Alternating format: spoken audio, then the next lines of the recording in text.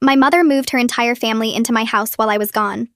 My mother moved her parents, her 3 brothers, and her 2 sisters into my house while I was on a 5-day business trip to Seattle. She had a key because she was my mother. Because I trusted her. Because when I bought my first home at 28, she cried and said she was so proud of me, and I gave her a spare key for emergencies. I should have known then. The way her eyes swept across the living room, the way she asked about property values, the way she said, 3 bedrooms for just 1 person seems wasteful, doesn't it? The presentation in Seattle went perfectly. My boss confirmed my promotion to regional manager. I caught an earlier flight home to celebrate, pulled into my driveway at 2 instead of 8, and found 4 cars I didn't recognize crammed onto my lawn. My grandmother was rearranging my bookshelf when I walked through the door. My grandfather had his feet on my coffee table. My uncles were spread across my couch, and my aunts were painting their nails on my antique side table, the one I'd inherited from my father's mother, the one my mother always hated. Mom came out of the kitchen carrying sandwiches like she was hosting a party. Her face went white when she saw me. "You're home early," she said. "Why is your entire family in my house?" Grandma stood up, smiling that smile I'd seen my whole life, the one that preceded every guilt trip. "We're family!" "Your mother said you wouldn't mind. Such a beautiful home. We've already made ourselves comfortable." "Where are they staying?" My youngest uncle laughed from the couch. "Here, obviously. Your mom said you had plenty of room.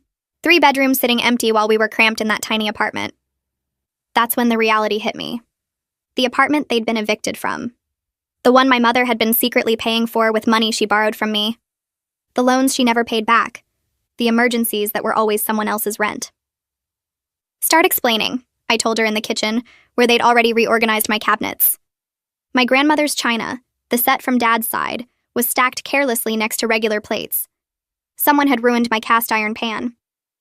"They needed somewhere to go," Mom said, and her voice had that practiced innocence I'd heard my whole life. "You have all this space you never use. Family helps family. You don't move 7 people into someone's home without asking." Grandma walked in without knocking. "I assume your grandfather and I will take the master bedroom since we're the eldest. You can share the guest room with your mother." I actually laughed. "You think you're taking my bedroom? In my house that I pay for? Respect your elders." Grandma's voice went cold. "We're family. This is what family does." And there it was. The word that had controlled my entire life. Family. The reason I'd paid for my uncle's DUI lawyer. The reason I'd co-signed my aunt's car loan that destroyed my credit when she defaulted.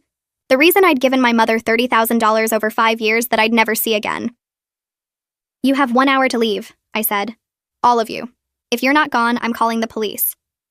Mom grabbed my arm, her nails digging in the way they had when I was a child, and embarrassed her in public. "You can't kick out your own family." "Where will we go?" "Not my problem."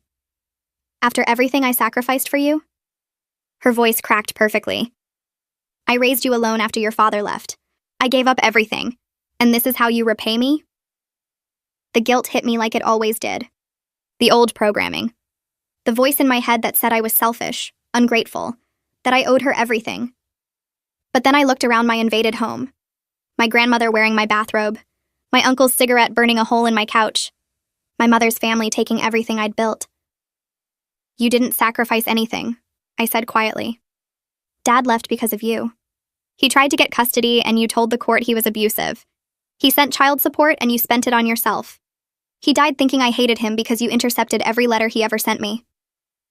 The room went silent. "I found the box," I continued. "After you helped me move in. 23 letters. Birthday cards with checks you cashed. A letter he wrote before he died, begging me to understand." Mom's face shifted, the mask slipping. "That's when I changed my locks." "But you'd already made a copy, hadn't you?" Grandpa walked in holding a piece of paper. "Young lady, you're being unreasonable. We're family. You can't throw us out." He held up the paper. It was a deed transfer. My signature, forged, dated 3 months ago. "Your mother already signed the house over to us," he said, "for tax purposes. You agreed to it, remember?" I looked at my mother. She wouldn't meet my eyes. "I'm calling the police," I whispered. "Go ahead," Grandma smiled. "We have documentation." "You have nothing. That's what happens when you disrespect your family." I realized then that this had been planned for years.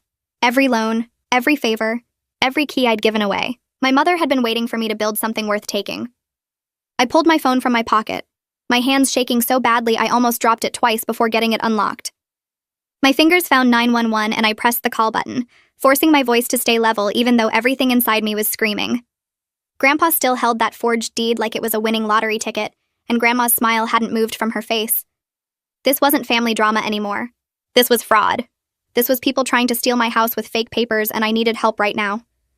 The operator answered on the second ring and asked what my emergency was. I explained as clearly as I could that 7 people had moved into my house without permission while I was away on a business trip. They had a forged document claiming I'd signed my house over to them 3 months ago, which was a complete lie. My actual deed was in my bedroom safe, along with all my mortgage statements proving I owned this place. The operator asked if I was in immediate danger, and I looked around my living room at my family members watching me with expressions ranging from angry to dismissive. I told her I didn't think they would hurt me physically, but they were refusing to leave and claiming they had legal ownership of my property. She said she was dispatching officers right away, and told me to stay on the line, which I did while standing there in my own kitchen feeling like an intruder. Mom tried to grab the phone from my hand, but I stepped back. Grandma said something about me being dramatic and making a scene over nothing. Hui laughed from the couch and said the police would take one look at Grandpa's paperwork and tell me to stop wasting their time. I ignored all of them and kept the operator on the line, answering her questions about how many people were in the house and whether any of them had weapons. The 8 minutes until the officers arrived felt like 8 hours, with my family alternating between trying to convince me to hang up and telling each other not to worry because they had documentation. 2 patrol officers walked through my front door at exactly 2:17, according to my microwave clock, and the entire energy in my living room changed instantly. Grandma's confident smile got smaller. Grandpa stood up straighter and clutched his forged deed tighter. My uncles stopped sprawling across my couch and sat up like they were in church. The officers were calm and professional, asking me to explain the situation, and I showed them my driver's license with this address, then went to my bedroom, and brought back my actual deed from the safe along with 6 months of mortgage statements and my most recent property tax bill. Everything had my name on it. Everything proved this was my house. The older officer took Grandpa's forged deed and examined it carefully under my living room lamp. He pointed something out to his partner, and they both looked at the document for a long moment before the younger officer radioed for a detective. The older officer started taking statements, beginning with me and writing down everything I said about coming home early from Seattle to find my family moved in.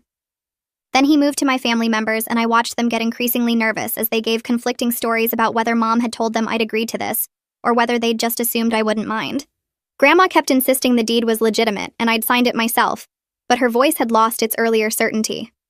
The officers separated everyone into different rooms to get individual statements, and I could hear Bianca crying in the guest bedroom while she talked to the younger officer. Detective Enrique Gupta arrived about 40 minutes after the patrol officers, carrying a leather folder and wearing a tired expression that suggested he'd seen situations like this before. He was maybe in his 50s with gray hair and calm eyes that took in my invaded living room without any visible reaction. He introduced himself, shook my hand, and asked to see both deeds. I gave him my real one, and Grandpa handed over the forged version with less confidence than he'd shown me earlier. Detective Gupta photographed both documents from multiple angles, then spent several minutes examining the forged deed with a magnifying glass he pulled from his folder. He asked Grandpa where he'd gotten the document, and Grandpa said Mom had brought it to him last month, saying I'd signed it for tax purposes but forgotten to mention it to them. Detective Gupta's expression didn't change, but he wrote that down and asked Mom if that was accurate. Mom launched into her crying routine, the one where her voice gets all shaky and her eyes fill with tears, but nothing actually falls down her cheeks. She told Detective Gupta this was all a terrible misunderstanding, and I was overreacting to a simple family disagreement about living arrangements. She said she'd never meant for things to get so blown out of proportion, and couldn't we all just sit down and talk about this like adults? Detective Gupta let her finish, then cut through her performance by pointing out that forging legal documents was a felony under state law, regardless of family relationships. He asked her directly if she had created the fake deed. Mom's face went pale, and she said she wanted to talk to a lawyer before answering any more questions. Detective Gupta nodded like he'd expected that response and made another note. The detective told my family they had 30 minutes to gather their belongings and leave my property. He explained that they were now officially trespassing since I'd formally asked them to go, and they had no legal right to be here. Grandma started protesting loudly about having nowhere to go, and how could I throw my own grandparents onto the street? Detective Gupta's voice stayed calm but firm as he explained that having nowhere else to stay was not a legal justification for occupying someone else's home through fraudulent documents. He said if they weren't gone in 30 minutes, he would arrest everyone for trespassing and they could figure out their housing situation from jail. That finally shut Grandma up. While my family packed their stuff, I called a 24-hour locksmith service I found online and scheduled an emergency rekey for tonight. The woman on the phone said they could have someone here within 2 hours, and I said that was perfect. Detective Gupta overheard and nodded his approval, then suggested I also consider installing a security system with cameras given my family's demonstrated willingness to invade my space. He handed me a business card for a company his sister used after her ex-husband kept breaking in. I took the card and added calling them to my mental list of things to do as soon as my family was gone. My uncles moved slowly and deliberately, making snide comments just loud enough for me to hear about how I was destroying the family over nothing. Dong said I'd regret this betrayal for the rest of my life. Nam said I was proving I'd never really been part of this family anyway. Hui said something about blood being thicker than water, and how I'd learned that lesson the hard way. Detective Gupta was standing near enough to overhear, and he turned to face them directly. He said any threats or harassment would result in additional charges being filed, and if they contacted me in any way after leaving this property, he would personally ensure they spent time in jail. The three of them shut up immediately and went back to packing without another word. Mom tried one last manipulation attempt in the kitchen while I was getting a glass of water. She grabbed my arm the way she used to when I was a kid, and she wanted to make sure I was listening. She whispered that I was making a terrible mistake that would haunt me forever, that family was supposed to forgive each other, that I'd be all alone if I went through with this. I pulled my arm away and looked at her directly. I told her she made her choices when she forged my signature and tried to steal my house, and now she got to live with the consequences of those choices, just like I'd lived with the consequences of trusting her. Her face shifted from pleading to cold in an instant, and I saw the real person under the mask she'd worn my whole life. She walked away without another word and finished packing her bags. The locksmith's van pulled up just as Nam was loading the last garbage bag into his trunk. I stood on my porch and watched 4 cars pull away from my lawn, their tires leaving tracks in the grass. The locksmith was a guy in his 40s with a tool belt and a clipboard, and he got started right away without asking questions.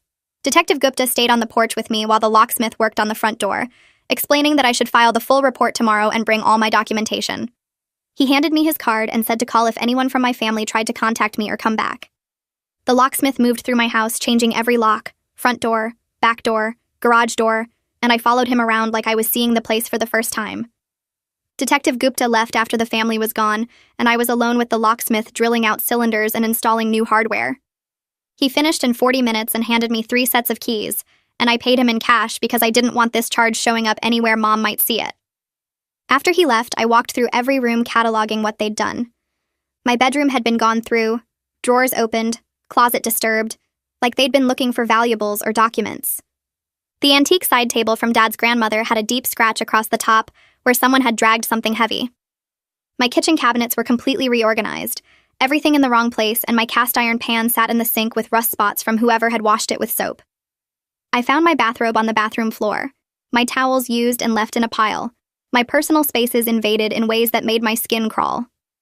I got a notebook and started making lists, writing down every single thing that was damaged or moved or violated. The locksmith had left his invoice on the counter, and I added that to the pile of documentation I was building. My phone buzzed with texts from Mom, but I didn't read them, just took screenshots and saved them to a folder labeled Evidence. That night, I couldn't sleep even though the locks were new and the house was mine again. Every sound made me jump up and check the windows, convinced I'd see Grandpa's car in the driveway or Mom's face pressed against the glass. I kept my phone next to me on the nightstand with Detective Gupta's number pulled up, ready to call if anyone came back. The promotion I'd gotten in Seattle felt like something that happened to someone else, some other version of me who hadn't come home to find her entire family squatting in her house.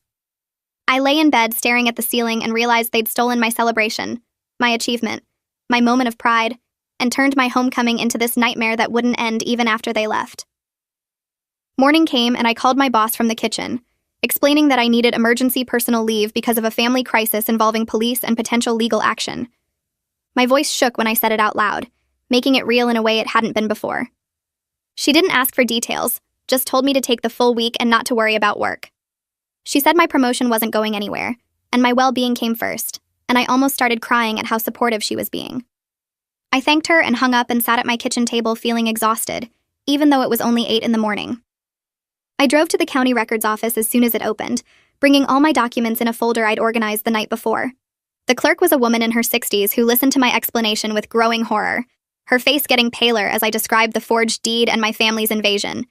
She immediately pulled up my property records on her computer and confirmed that nothing had been filed, that my deed was intact and legitimate. Then she flagged my property with fraud protection notices that would prevent any unauthorized transfer attempts, making notes in the system that would trigger alerts if anyone tried to submit paperwork. She printed out confirmation of the fraud alert and stapled it to my authentic deed, and I felt some of the panic ease knowing there was now a barrier between my family and my house. The clerk suggested I get certified copies of everything: my deed, my mortgage documents, my property tax records, explaining these would be crucial evidence for both criminal charges and any civil case I might pursue. She walked me through the process of ordering copies, filling out forms and paying fees, and recommended I store everything in a safe deposit box away from my home where my family couldn't get to it. I thanked her multiple times, grateful for how seriously she was taking this, how she understood that this wasn't just a family disagreement but actual fraud. I left the records office with a stack of certified documents and drove straight to my bank to rent a safe deposit box, storing copies of everything where Mom could never find them. Detective Gupta called that afternoon while I was sitting on my couch staring at nothing. He needed me to come to the station tomorrow morning for a formal interview, explaining he needed detailed statements about my family's history of financial exploitation. I agreed immediately and wrote down the time, then spent the rest of the day mentally preparing to recount years of manipulation and stolen money. Every loan I'd given Mom that was never repaid, every emergency that turned out to be someone else's rent, every time she'd guilted me into opening my wallet. The intercepted letters from Dad, the lies about him being abusive, the checks she'd cashed from his birthday cards. I made notes on my phone so I wouldn't forget anything when I was sitting across from the detective trying to explain how my own mother had been systematically robbing me for almost a decade. That evening, I finally let myself cry, sitting on my couch in my reclaimed house and processing what had actually happened. Mom hadn't just tried to take my house. She'd tried to erase my independence and reduce me back to the controlled child who never questioned her authority. The forged deed wasn't spontaneous. It was planned, calculated, the culmination of years of testing my boundaries and learning how much she could take. I cried until my face hurt, and my eyes were swollen, grieving the mother I'd thought I had, and accepting the reality of the one who'd raised me. I spent hours going through my financial records, pulling up bank statements and loan documents and text messages about emergencies. Every time I'd transferred money to Mom's account, every check I'd written, every time I'd covered rent or utilities or legal fees for her family. The total kept climbing as I found things I'd initially forgotten, amounts I'd written off as helping family, and by the time I finished it exceeded $40,000. $40,000 over 9 years. Money I'd earned and saved and handed over because family helps family. I realized I'd been funding their dysfunction since I was 19, since my first real job, and Mom had been cultivating me as a resource since I was barely an adult. The next morning, I drove to the police station and gave Detective Gupta a comprehensive statement covering everything. The $30,000 in documented loans, the additional $10,000 in cash and checks and transfers. The 23 letters from Dad that Mom had intercepted and hidden. Her pattern of manipulation starting when I was a child, the guilt trips and emotional blackmail and lies about my father.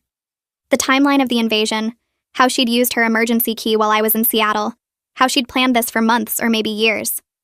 Detective Gupta took detailed notes and asked follow-up questions, and when I finished, he explained that this established motive and pattern of behavior that would strengthen the forgery case significantly.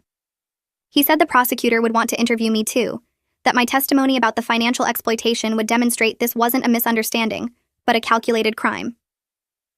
Detective Gupta walked me to a different office down the hall, where a woman with kind eyes and graying hair stood from behind her desk. She extended her hand and introduced herself as Shanti Gupta, a victim advocate who worked with the police department on family exploitation cases. Her handshake was firm and warm, and something about her calm presence made the tight knot in my chest loosen slightly. She gestured to a comfortable chair and sat across from me, not behind the desk like Detective Gupta had, and that small choice made me feel less like I was interrogated and more like I was helped. She explained that family-based financial abuse was far more common than most people realized, that predators often targeted their own relatives because the guilt and obligation made perfect cover for theft and manipulation. I listened as she described patterns I recognized immediately, the loan requests that became expectations, the emergencies that were never really emergencies, the way boundaries got eroded slowly until there weren't any left. She offered resources for therapy and legal support, sliding a folder across the small table between us with printed information about counselors who specialized in family trauma. I took the folder with shaking hands and thanked her, my voice cracking slightly because someone finally understood that this wasn't just a family disagreement, this was abuse dressed up in obligation and guilt. Shanti leaned forward and told me something that hit harder than anything Detective Gupta had said. She explained that my guilt response to setting boundaries wasn't evidence that I was wrong or selfish. It was the result of years of conditioning designed specifically to keep me compliant. Mom had trained me from childhood to feel responsible for her happiness and her family's well-being, to believe that saying no made me a bad daughter, that protecting my own interests meant I was cruel and ungrateful. The guilt wasn't my conscience speaking, it was my abuser's voice replaying in my head, and learning to recognize the difference would take time and work. She recommended a therapist named Dr. Sarah Kim, who specialized in manipulation recovery and family trauma, someone who could help me untangle the programming and build healthy boundaries without the crushing guilt that came with them. I pulled out my phone right there in her office and called Dr. Kim's practice, scheduling an appointment for the following Tuesday, because waiting felt impossible now that I knew help existed. Shanti smiled when I hung up and told me that taking that step, making that call, was harder than most people realized, and I should be proud of myself for doing it. Back in Detective Gupta's office, he explained that the investigation would take several weeks as they worked to verify the forgery through forensic analysis and interview my family members separately. They needed to build a solid criminal case that would hold up in court, which meant documenting everything carefully and giving my family enough rope to either cooperate or dig themselves deeper. He leaned back in his chair and asked me a question I hadn't fully considered yet. Did I want to pursue charges against just the person who created the forgery, or against everyone who participated in the invasion scheme knowing the deed was fake? His pen was poised over his notepad, waiting for my answer, and I realized this decision would determine whether I was protecting myself or declaring war on my entire family. The weight of that choice pressed down on me as I sat there trying to think clearly through the exhaustion and anger. I left the police station without giving him a final answer, telling him I needed time to think about the scope of charges. The drive home felt longer than usual as my mind spun through scenarios and consequences. If I only went after the forger, probably Mom, then everyone else could claim they were innocent victims of her manipulation.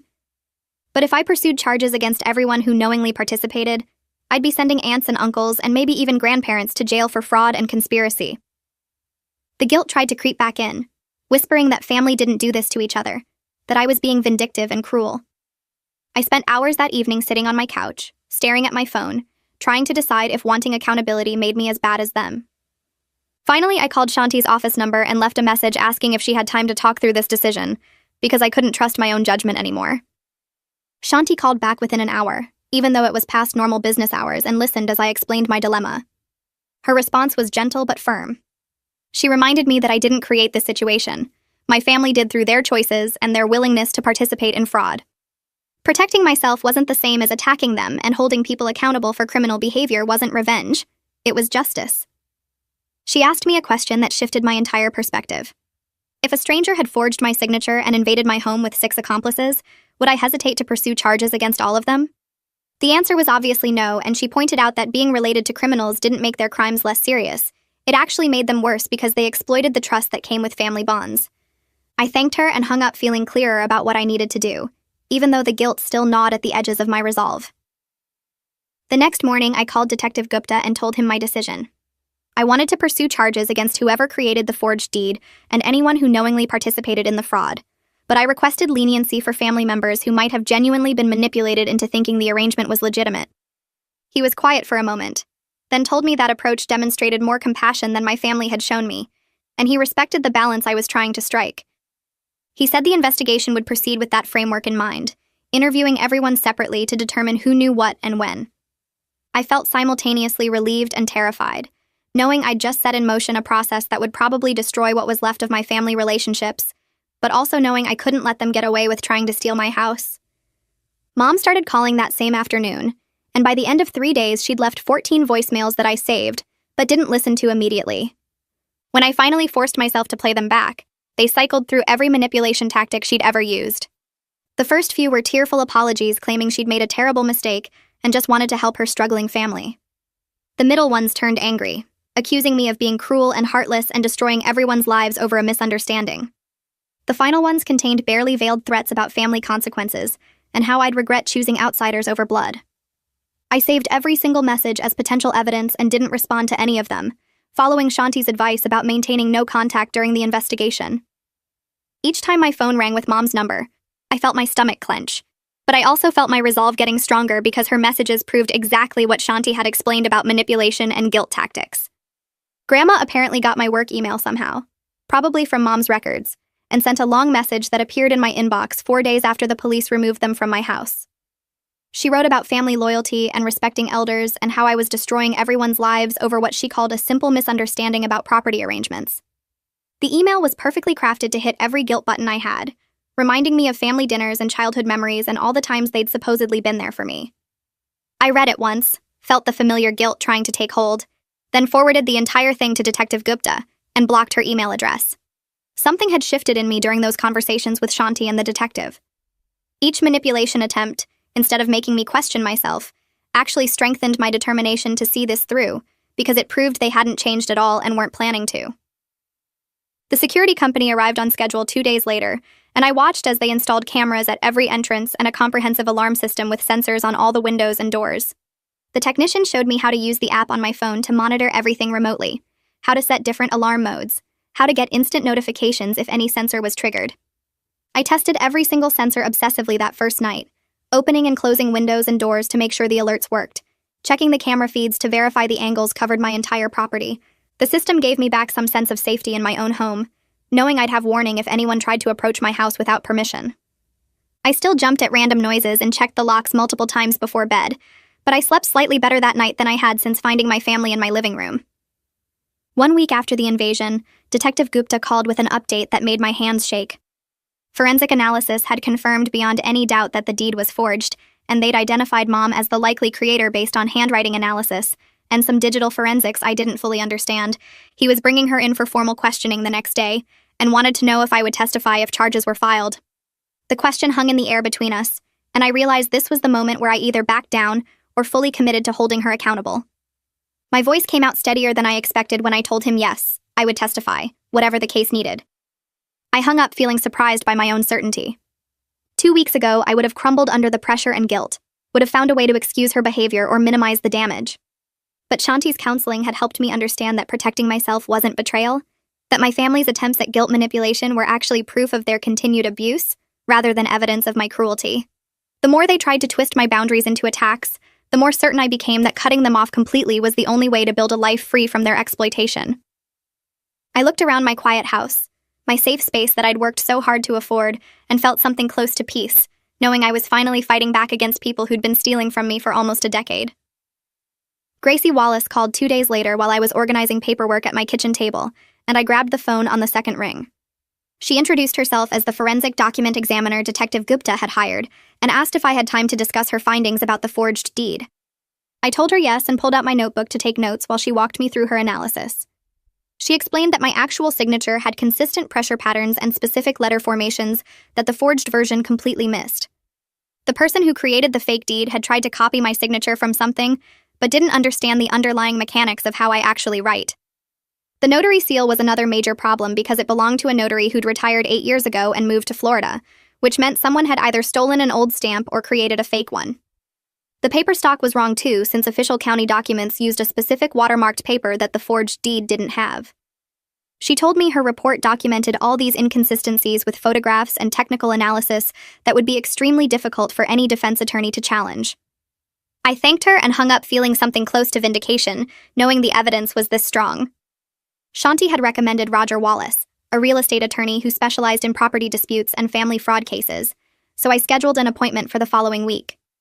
His office was in a converted house downtown with comfortable furniture and walls covered in legal certificates. Roger was probably 60 with gray hair and reading glasses that he kept pushing up his nose while reviewing the documentation I'd brought. I'd spent hours organizing everything into labeled folders, including bank statements showing the loans, text messages where Mom asked for money, emails about emergencies, and my own timeline of financial exploitation going back almost 10 years. He went through each folder carefully, occasionally making notes or asking clarifying questions about specific transactions. After about an hour, he leaned back in his chair and told me I had extremely strong grounds for a civil lawsuit seeking return of the loans plus damages for the invasion, emotional distress, and property damage. The criminal case would help establish the facts, but I could pursue financial recovery separately, regardless of how the criminal charges played out. He explained that documenting everything this thoroughly was exactly what judges wanted to see in family fraud cases, because it proved the exploitation wasn't just a misunderstanding, but a calculated pattern. Roger warned me that actually collecting money from family members who'd just been evicted and clearly had no assets would be extremely difficult even with a judgment. He said I could potentially garnish wages if anyone got employment or put liens on any property they acquired in the future, but realistically, I shouldn't expect to see much of the money anytime soon. I told him I understood the practical limitations, but wanted the legal judgment anyway, because I needed formal acknowledgement of what they'd done.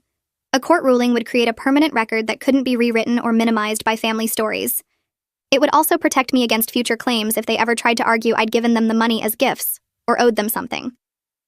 Roger nodded and said plenty of his clients pursued cases for those exact reasons, knowing that justice and validation mattered even when financial recovery was unlikely.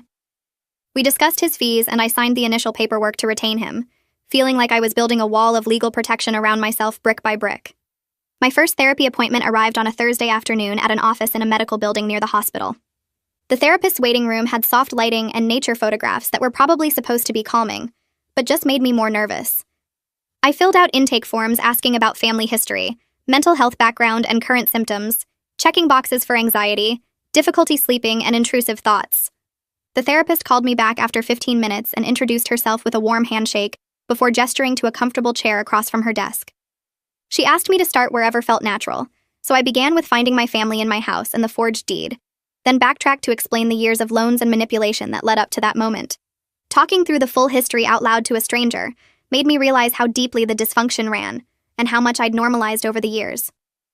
The therapist listened without interrupting, occasionally taking notes but mostly maintaining steady eye contact that made me feel heard rather than judged. When I mentioned Mom intercepting Dad's letters, she stopped me and asked me to sit with that for a moment because what I was describing wasn't just cruel, but actually criminal interference with parental rights and mail fraud.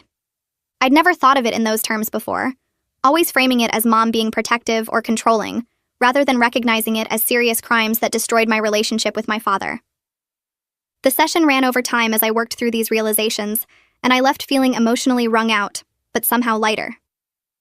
Detective Gupta called 3 weeks after the invasion on a Tuesday morning while I was at work. He told me Mom had been arrested an hour ago and was currently being processed at the county jail on charges of forgery, fraud, and attempted theft by deception. The arrest had happened at her parents' house where she'd apparently been staying since the eviction from my property. He explained that the forensic evidence combined with Grandpa's statement had given the prosecutor enough to file formal charges, and Mom would be arraigned tomorrow morning. I thanked him for letting me know directly rather than leaving me to hear about it through family channels, though I mentioned I hadn't heard from any family members since they'd left my house. He said that wasn't surprising since people often cut contact when criminal investigations got serious, hoping silence would somehow make the consequences disappear. After hanging up, I sat at my desk processing the information and feeling a complicated mix of relief and sadness. Part of me had still hoped Mom would somehow make this right, would acknowledge what she'd done and try to repair the damage. The arrest made it clear that wasn't going to happen. My phone rang from a blocked number the next day while I was making dinner, and I answered without thinking because I was expecting a call from the security company about a sensor issue. A man's voice started screaming before I could even say hello, and I recognized my Uncle Dong's voice telling me I'd destroyed Mom's life, and the whole family would make sure I paid for this betrayal. He called me ungrateful and selfish and said I'd turned my back on everyone who'd ever helped me. I fumbled for my phone's voice memo app and managed to start recording about 15 seconds into his rant. He kept going for almost 3 minutes, his voice getting louder and more threatening, saying the family would never forgive me and I'd regret choosing the police over my own blood. When he finally stopped to breathe, I hung up without saying anything. My hands were shaking, but I immediately forwarded the audio file to Detective Gupta, with a text explaining what had just happened. He called back within 10 minutes and told me to document any other contact attempts, and that he'd be adding harassment charges based on this recording. Detective Gupta worked fast because 2 days later he called to tell me he'd secured a restraining order protecting me from all 7 family members who'd participated in the invasion. The judge had granted it immediately after hearing the threatening call and reviewing the pattern of manipulation and fraud. The order prohibited any contact, including phone calls, emails, text messages, social media messages, or physical approaches. If anyone violated it, they'd face immediate arrest and additional criminal charges. Gupta explained that copies were being served to each family member today, and I should call 911 immediately if anyone tried to contact me. I felt safer knowing legal boundaries now backed up my personal ones, that I didn't have to rely on just my own ability to say no when they inevitably tried more manipulation. The restraining order made it official that their behavior had crossed legal lines, and that the court system recognized them as threats to my safety. Mom made bail the next morning, probably with money from her parents, and I spent the whole day bracing for some kind of escalation. I kept checking my security cameras and jumping at every notification on my phone. But nothing happened. No calls, no visits, no messages through third parties. The complete silence was somehow more unsettling than the previous harassment because I couldn't see what they were planning or preparing. I mentioned this to Shanti during our next check-in, and she explained that silence was often a manipulation tactic too, designed to make me anxious and wondering and maybe even guilty enough to reach out first. She reminded me that I didn't owe them communication or explanation, and that the restraining order meant I was legally protected from having to deal with their attempts at contact.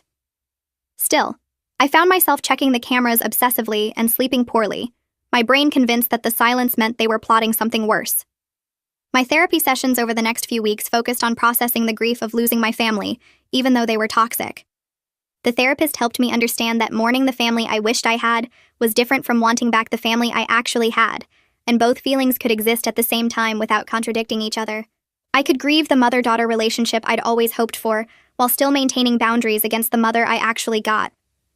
I could miss having grandparents and aunts and uncles in my life, while recognizing that the specific people who filled those roles had only ever hurt me. She introduced concepts like ambiguous loss and complicated grief that helped me make sense of why I felt sad about cutting off people who'd treated me so badly. The sessions were hard work, often leaving me crying in my car afterward, but I started sleeping better and feeling less guilty about my choices. Roger filed the civil lawsuit 6 weeks after the invasion, and I had to sign off on a complaint that ran almost 30 pages documenting every loan, every manipulation, every invasion of my space and privacy. Seeing everything laid out in legal language with section numbers and exhibits made the exploitation feel more real and less like normal family dynamics. The complaint sought return of $40,000 in loans plus damages for emotional distress, property damage, invasion of privacy, and legal fees. Roger explained that we were asking for a significant amount because we wanted room to negotiate if it went to settlement, though he still cautioned that actually collecting would be difficult. I told him I understood but wanted them to see in black and white exactly what they'd taken from me over the years and what the court system thought about their behavior. I walked back into my office building on Monday morning, and the familiar lobby felt strange after everything that had happened. My badge worked, my parking spot was still there, and people nodded hello like nothing had changed, but I felt like I'd lived 3 separate lifetimes in the past 6 weeks. My boss called me into her office before I even reached my desk, and I braced myself for bad news, some corporate excuse about how they needed to let me go due to my personal situation. Instead, she asked how I was doing and whether I needed more time, her face showing actual concern instead of the fake sympathy I'd gotten used to from my family. She made it clear my job was completely secure, and that everyone understood I'd been dealing with a serious crisis, which made my throat tight because I wasn't used to people supporting me without expecting something in return. The promotion announcement went out that afternoon in a company-wide email, officially naming me regional manager with a substantial raise and expanded responsibilities. Colleagues stopped by my desk all day to congratulate me, shaking my hand and saying they knew I'd earned it, and I accepted their praise while thinking about how none of them had any idea what I'd been surviving behind these professional smiles. I didn't tell anyone about the invasion or the forgery or the restraining orders, because work was the one place where I was still just myself, still competent and respected and valued for what I could do, rather than what I could provide. The structure and routine of work became my anchor over the following weeks, giving me 8 hours each day where I focused on quarterly reports and team meetings instead of lawyers and prosecutors. I built this career through my own effort and skill, working late nights and taking on extra projects and proving myself in ways that had nothing to do with family connections or borrowed money. My family had tried to take my house and my savings and my peace of mind, but they couldn't touch my competence or my professional reputation or the future I was still building despite their attempts to destroy me. Every successful presentation and solved problem reminded me that I was capable and strong and deserving of the life I'd created, even when Mom's voice in my head tried to tell me I was selfish and ungrateful. The promotion meant more responsibility and longer hours, but I welcomed the distraction and threw myself into learning my new role with an intensity that my team probably found excessive. Detective Gupta called me 3 weeks after Mom's arrest with news that made my stomach drop. Grandpa had agreed to testify against Mom in exchange for reduced charges, admitting under questioning that she'd created the forged deed and convinced him it was a legitimate tax document. He claimed he'd believed her story about protecting family assets, and had no idea the signature was forged until detectives showed him the analysis, which might have been true, or might have been a convenient lie to save himself. Either way, the betrayal didn't surprise me anymore, because I'd learned over the past months that my family would sacrifice anyone to avoid consequences, throwing each other under buses with the same ease they'd used me for money. Gupta explained that Grandpa's testimony would strengthen the criminal case significantly, since he could describe Mom's planning and manipulation in detail, making it harder for her attorney to claim the forgery was some kind of accident or misunderstanding. I thanked him for the update and hung up feeling numb rather than victorious, because watching my family turn on each other just proved they'd never actually cared about loyalty or unity, only about avoiding punishment. Roger called 2 days later to tell me that Mom's attorney had reached out about a potential plea deal. The proposal was straightforward. Mom would plead guilty to reduce charges if I agreed to drop the civil suit, essentially trading criminal accountability for financial consequences. Roger explained this was a common tactic when defendants knew they'd lose at trial, but wanted to avoid paying damages, accepting probation or minimal jail time while protecting whatever assets they might have. He walked me through the pros and cons in his calm attorney voice, noting that a plea deal would save me the stress of testifying at trial, and guarantee at least some criminal conviction, even if it meant giving up my chance to recover the $40,000 she'd taken over the years. I listened to his analysis while staring at my computer screen at work, pretending to review a spreadsheet while actually processing the idea of letting Mom escape financial responsibility. I told Roger I refused the deal without hesitation, my voice steady and certain in a way that surprised both of us. I wanted both criminal accountability and civil judgment, because I was tired of making things easier for people who'd never made anything easier for me. Tired of being the one who compromised and sacrificed and gave up what I was owed. Roger warned me this decision meant potentially going to trial, which would be emotionally difficult and require me to testify about years of exploitation and manipulation in front of strangers and probably my family. He explained that trials were unpredictable and that even strong cases could have unexpected outcomes, so I needed to be prepared for the possibility that we might lose or that the jury might award less than we were seeking. I understood all of that, and I still refused the deal because I needed Mom to face real consequences for once in her life, needed a court to officially acknowledge what she'd done instead of letting her slide by with another manipulation and another escape. The prosecutor handling Mom's criminal case scheduled a meeting with me the following week to begin trial preparation. She was a serious woman in her 40s who'd apparently handled dozens of fraud cases and knew exactly how defense attorneys would try to attack my credibility and paint me as the villain. We sat in a conference room at the courthouse while she explained what testimony would involve, how I'd need to describe the invasion and the forged deed, and the years of financial exploitation in clear, factual terms without getting emotional or defensive. She warned me that Mom's attorney would try to make me seem cold and ungrateful, would bring up every time I'd helped my family and suggest I was now turning on them out of spite rather than genuine harm. I felt my hands shaking as she described the cross-examination process, but I told her I was ready, especially after she reviewed my documentation and evidence and said this was one of the strongest cases she'd handled in terms of proof. 3 months after the invasion, the civil case finally moved forward with depositions where my family members had to answer questions under oath. Roger attended each deposition and reported back to me afterward, describing how their stories contradicted each other constantly, as everyone tried to minimize their own involvement while blaming Mom. Grandma claimed she'd thought the deed was legitimate and had no idea about the forgery, while my uncles said they'd only moved in because Mom told them I'd agreed to help family. My aunts gave variations on the same theme, painting themselves as innocent victims of Mom's manipulation, rather than willing participants in the invasion. Roger said the contradictions would help demonstrate the conspiracy at trial because it showed they'd all known something was wrong, but had chosen to go along anyway, prioritizing their own needs over my rights or property. Bianca broke down during her deposition according to Roger, crying and admitting she'd known something was wrong, but had gone along because she desperately needed a place to stay after her eviction. Her honesty was refreshing compared to the others' carefully constructed lies, and Roger said her testimony would actually help our case by demonstrating that everyone involved had at least suspected the deed was questionable. He explained that her admission of knowledge would make it harder for the others to claim complete innocence, since if Bianca had doubts, then they probably all did. I felt a strange mix of sympathy and anger toward her, understanding her desperation while still resenting that she'd chosen to violate my home rather than find another solution. My therapy sessions shifted during this period to processing my father's death and the relationship Mom had stolen from us both.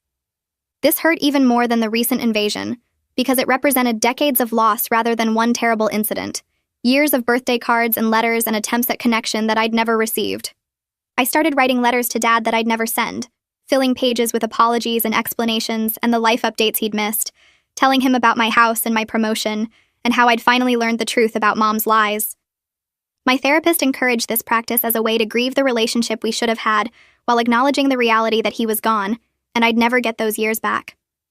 Some sessions left me crying so hard I could barely drive home, mourning not just Dad, but the childhood I should have had with a father who'd actually loved me and tried to reach me. The prosecutor called Roger 6 weeks before the scheduled trial date with a final plea offer for Mom. She would plead guilty to forgery and fraud, accept probation with strict restitution terms, and the harassment charges would be dropped entirely. Mom's attorney was apparently pushing hard for her to accept because he was afraid of how bad the trial testimony would make her look, especially with Grandpa's cooperation and all the documentation I'd provided. Roger forwarded me the offer details and asked what I wanted to do, reminding me that this would guarantee at least some restitution payments and a criminal conviction without the stress of trial. I sat with the decision for 2 days, weighing my desire for full accountability against the practical reality that probation with restitution might be the best outcome I could realistically achieve. I told Roger I'd take the plea deal, then spent the next 2 days second-guessing myself. The prosecutor called on Thursday morning with news that changed everything. Mom had rejected the deal. Her attorney explained she was convinced she could win at trial by painting me as an ungrateful daughter who abandoned her struggling family. I hung up and stared at my phone, feeling fury rise in my chest, but no surprise at all. This was the same narcissism that had driven her entire life, the absolute certainty that she could manipulate any situation to her advantage. She genuinely believed a jury would side with her over the daughter she'd tried to rob. The prosecutor scheduled a meeting for the following week to begin trial preparation. The next month became a blur of practice sessions and coaching. The prosecutor, a woman named Janet with 20 years of experience, walked me through every aspect of testimony. She explained how defense attorneys would try to rattle me, how they'd twist my words, how they'd make me seem cold and vindictive. We practiced my responses over and over until I could tell my story clearly and simply without getting emotional. Janet taught me to focus on facts rather than feelings, to answer only what was asked, to pause before responding. She showed me videos of other witnesses who'd handled cross-examination well, pointing out how they stayed calm even when attorneys got aggressive. We practiced with her colleague playing Mom's defense attorney, throwing every nasty question and accusation they could think of. By the end of the month, I could describe finding my family in my house and seeing that forged deed without my voice shaking. The criminal trial began 4 months after the invasion, on a cold Tuesday morning in November. I sat in the hallway outside the courtroom for 3 hours before they called me to testify, my stomach twisting itself into knots. When I finally took the stand, Mom sat at the defense table looking small and sad, wearing a conservative blue dress I'd never seen before. Her attorney was a thin man in his 50s who smiled at me like we were old friends. The prosecutor asked me to describe what happened when I came home early from Seattle. I told the jury about finding 4 cars on my lawn, my grandmother rearranging my bookshelf, my family spread throughout my house like they owned it. I described Grandpa presenting the forged deed with my signature on it, claiming I'd agreed to sign my house over for tax purposes. Mom's attorney objected twice during my testimony, but the judge overruled him both times. Then came cross-examination. The defense attorney asked if I loved my mother, if I appreciated her sacrifices, if I'd ever considered that maybe she deserved help from the daughter she'd raised alone. He asked why I'd given her a key if I didn't trust her, why I'd loaned her money if I expected it back, why I couldn't share my 3-bedroom house with family who needed shelter. The prosecutor's objections protected me from the worst attacks, and I stuck to the script we'd practiced, answering each question calmly with facts instead of emotions. Gracie Wallace took the stand the next day, and her testimony destroyed any remaining credibility Mom's defense had. She explained her credentials as a forensic document examiner, then methodically walked the jury through every element of the forged deed. The signature didn't match my actual signature patterns in multiple specific ways.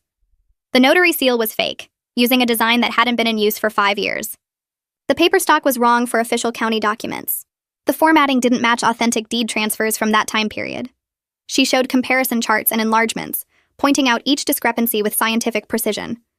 The jury leaned forward in their seats, paying close attention as she explained how professional forgers made mistakes that experts could catch. Mom's attorney tried to suggest the differences could be explained by normal signature variation, but Gracie shut him down with technical details about pressure points and stroke patterns. By the time she finished, there was no question the deed was fake. Grandpa testified on the 3rd day, and watching him was painful in ways I hadn't expected. He sat in the witness box looking older than I remembered, his hands shaking slightly as he answered the prosecutor's questions. He claimed Mom had manipulated him into believing the deed was real and necessary for tax purposes. She'd told him I'd already agreed to sign the house over but needed it done officially for legal reasons. He said he'd trusted his daughter and never thought to question whether the document was legitimate. Whether he was lying to save himself or telling the truth about being manipulated, I couldn't tell. It didn't matter legally because Mom had clearly created the forgery, and Grandpa's testimony about her convincing him it was real just made her look worse. Mom's attorney tried to suggest Grandpa was confused or misremembering, but he stuck to his story. My grandfather had thrown my mother under the bus to avoid prison time, and I felt nothing watching it happen. The jury got the case on Friday afternoon after closing arguments. I went home and tried to distract myself with work emails, but I couldn't focus on anything. Roger called at 4:30 to say the jury had reached a verdict after only 3 hours of discussion. We rushed back to the courthouse and I sat in the gallery while the jury filed in. The foreperson stood when the judge asked if they'd reached a verdict. Guilty on all charges: forgery, fraud, and attempted theft by deception. Mom's face went white as the verdicts were read, her mouth opening slightly like she couldn't believe what she was hearing. I felt relief wash over me, followed immediately by grief that surprised me with its intensity. This was my mother being convicted of trying to steal my house, and part of me still wanted to believe she hadn't really meant it. The judge thanked the jury and scheduled sentencing for 2 weeks later. Mom's attorney asked for bail to continue, but the prosecutor argued she was now a convicted felon and a flight risk. The judge agreed and remanded her to custody until sentencing. 2 weeks later, I sat in the same courtroom for sentencing. The judge had read all the pre-sentence reports and victim impact statements. She looked at Mom and talked about the unique betrayal of a parent exploiting their child's trust, about forging legal documents to steal property, about the pattern of financial manipulation that had preceded this crime. She sentenced Mom to 18 months in prison, followed by 3 years of probation, and ordered her to pay full restitution of $40,000. The judge's comments about betraying her daughter's trust and exploiting family bonds for personal gain validated everything I'd been feeling for months. Mom cried as they led her away, but I noticed she didn't look at me once during the entire hearing. Roger called me the next morning with news about the civil case. Mom's parents wanted to settle immediately to avoid their own trial, now that the criminal conviction made the forgery undeniable. They were offering $30,000 from the sale of some property they owned in another state. It was less than I was owed, but Roger explained it was likely all I'd realistically collect, even if I won a larger judgment. Mom had no assets and would be in prison, my uncles and aunts had nothing worth taking, and my grandparents' property sale was probably the only real money I'd ever see. I accepted the settlement as partial justice, knowing full accountability was impossible when dealing with people who had nothing to take. The final manipulation attempt came 3 months into Mom's sentence, delivered through a letter from Hui. He wrote that Mom was suicidal in prison, that she couldn't survive the full sentence, that she needed her daughter's forgiveness to find the will to live. He begged me to visit her, to write to her, to give her some hope that our relationship could be repaired. I read the letter twice, then showed it to Shanti during our next session. She helped me see it for what it was, a last attempt to use guilt to force me back into their control. Mom wasn't suicidal. She was angry that her manipulation hadn't worked, and desperate to find new leverage. I didn't respond to the letter and didn't visit the prison. The boundaries I'd finally established had given me peace, and I wasn't going to destroy that for another round of manipulation.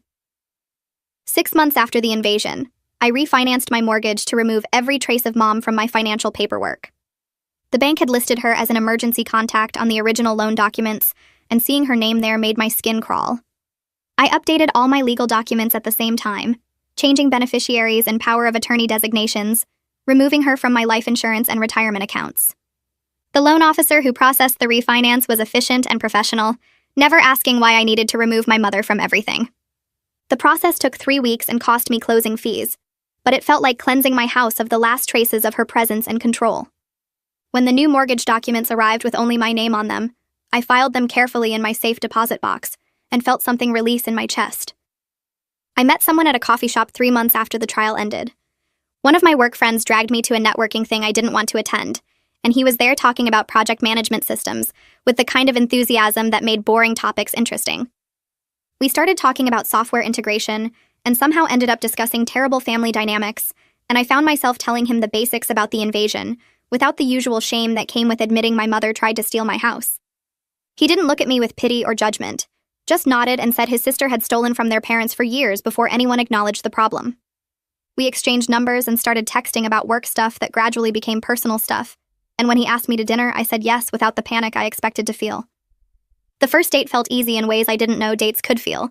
No games or manipulation or hidden agendas, just 2 people eating pasta and talking about their lives. My therapist smiled when I told her about him during our next session, explaining that my ability to trust him showed I was learning to distinguish between people who earned trust through consistent behavior and people who demanded it through family obligation. She pointed out that I'd been testing his trustworthiness unconsciously through small things, watching how he responded when I set boundaries or said no to plans, and he'd passed every test by respecting my choices without making me feel guilty. That distinction felt huge, the difference between someone who proved themselves trustworthy and someone who insisted I owe them trust just because we share DNA. The first restitution payment arrived 6 weeks after sentencing, deposited automatically into my account on the 15th of the month. I checked my banking app 3 times to make sure the amount was real: $500 from Mom's prison wages and my grandparents' property sale settlement. The money felt different from the loans I'd given over the years, not a gift I'd never see again, but actual accountability in digital form. I transferred it immediately to my retirement account, watching my balance increase and thinking about the secure future my family had tried to steal. Each month, the payment appeared like clockwork, proof that consequences existed even in family situations, that courts could enforce justice even when manipulation had failed. I started planning what I'd do with the accumulated restitution, not spending it on immediate needs, but building the financial security I should have had all along if I hadn't been funding my family's dysfunction. By month 4, the payments felt routine rather than surprising, just another line item in my budget that represented freedom rather than obligation. My boss called me into her office 7 months after the invasion to discuss a promotion opportunity in the regional office 2 states away. The position came with a significant raise and expanded responsibilities, managing a larger team in a growing market that needed experienced leadership. She explained I was her first choice for the role based on my performance and the way I'd handled the personal crisis without letting it affect my work quality. I sat in her office looking at the job description and realized nothing tied me to this city anymore. My family was gone, scattered or imprisoned or cut off by restraining orders. My house held memories I wanted to leave behind, rooms my relatives had invaded and spaces that would always remind me of betrayal. The friends I'd made through work could stay in touch regardless of location, and my boyfriend had mentioned his job was remote flexible if things got serious between us. I told my boss I needed 2 days to think about it, but I already knew my answer before I left her office. This was my chance to build a completely new life in a place my family had never touched, where no one knew about the invasion or the trial or the years of manipulation that preceded it. I accepted the promotion the next morning and put my house on the market that same afternoon. The realtor walked through taking photos while I felt only relief at leaving behind the place my family had invaded, the rooms they'd reorganized and the spaces they'd claimed as their own. She suggested some staging improvements, but I told her to list it as is, wanting it sold quickly rather than perfectly. A young couple came to the first showing and fell in love with the house immediately, talking excitedly about which room would be the nursery and where they'd put their furniture. I watched them examine the kitchen where Mom had made sandwiches like she owned the place, and I felt happy knowing the house would have better memories with them than it ever had with my family. They made an offer the next day, slightly below asking price but close enough that I accepted without negotiating. The closing was scheduled for 6 weeks out, giving me time to pack and prepare for the move while my new job waited for my start date. The house sold for significantly more than I'd paid 3 years earlier, the market having appreciated faster than I'd expected in my neighborhood. After paying off the remaining mortgage and covering closing costs, I walked away with almost $90,000 in profit that became the down payment on a beautiful condo in my new city. I flew out twice to look at properties, rejecting the first few because they felt too similar to my old house, or had layouts that reminded me of the invasion. The condo I finally chose was nothing like my previous home, modern and open with floor-to-ceiling windows and a completely different floor plan that held no triggering memories. I picked out every detail myself during the buying process, from the paint colors to the light fixtures to the window treatments, creating a space that was entirely mine without anyone's input or criticism. The mortgage payment was lower than my old house despite the condo being nicer, and I set up the extra money to go straight into savings alongside the restitution payments. Moving day felt like shedding an old skin, watching the movers load my furniture while I left behind the violated space my family had tried to claim. My new job started 3 weeks after I moved, and the challenge of learning new systems and meeting new colleagues kept me too busy to dwell on the past. The team I managed was smart and motivated, genuinely excited about the projects we were developing rather than just collecting paychecks. My boss in the new office was supportive without being intrusive, checking in on my transition while respecting my boundaries about my personal life. I made friends with several colleagues quickly, people who invited me to happy hours and weekend activities without any manipulation or exploitation attached to the invitations. 2 months into the job, I hosted my first dinner party in the new condo, cooking for 6 people who arrived on time with wine and genuine interest in getting to know me better. We ate and talked and laughed without any drama or hidden agendas, and I realized this was what healthy relationships felt like. People who respected boundaries and celebrated successes without trying to take anything from me. One of my colleagues mentioned how nice it was that I seemed so grounded and confident, and I almost laughed thinking about the invasion and trial that had forced me to develop those qualities through pure survival. The notification arrived exactly 1 year after the invasion, a form letter from the State Corrections Department informing me that Mom had been released on probation after serving her full sentence with no early release for good behavior. I read it twice while eating breakfast in my sunny condo kitchen, and the news barely affected me because I'd built a life she had no access to or knowledge of. She didn't know my new address or my new job or my new city, didn't know about my boyfriend or my friends, or the promotion that had given me this fresh start. The restraining order remained in effect regardless of her release, and I'd already updated all my contact information with the court to ensure any violation attempts would be caught immediately. I filed the notification in my records folder and finished my coffee, thinking briefly about the woman who'd tried to steal my house and feeling nothing but distance. Whatever she did with her probation and her future was no longer my concern, and the indifference I felt proved how completely I'd moved on from the family that had controlled my entire life. My boyfriend invited me to meet his family 4 months into our relationship, a casual Sunday dinner at his parents' house that made me more nervous than any work presentation. I'd told him the basics about my family situation by then, enough that he understood my hesitation about family dynamics, and promised his parents were normal in ways that wouldn't trigger me. We drove to their house in the suburbs, and I practiced breathing exercises in the passenger seat, preparing for judgment or interrogation, or the subtle manipulation I'd learned to expect from family gatherings. His mother answered the door with a genuine smile and hugged me like she meant it, saying she was glad to finally meet me without any hidden agenda in her voice. His father shook my hand and offered me a drink, and his sister asked about my job with real interest rather than jealousy or competition.